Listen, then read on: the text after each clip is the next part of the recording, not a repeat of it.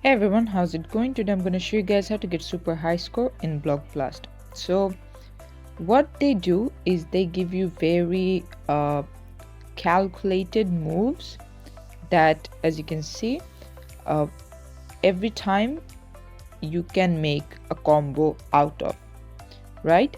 So all you need to do is basically practice as you go along the way to understand in what patterns they work mostly, what sort of block they might give you next. Now it's not possible to obviously predict it correctly all the time, but what you need to do is with time try your best to get better. As you can see, I'm matching, like getting combos after combos, and the reason for that is because I have studied what sort of patterns that they give. Like right over here I had an L shape, they immediately gave me an L shape.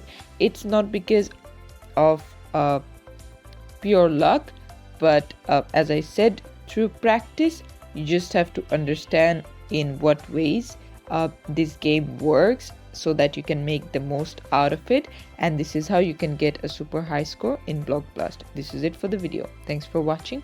Please leave a like and subscribe for more tutorials like this, and I'll see you guys in the next one.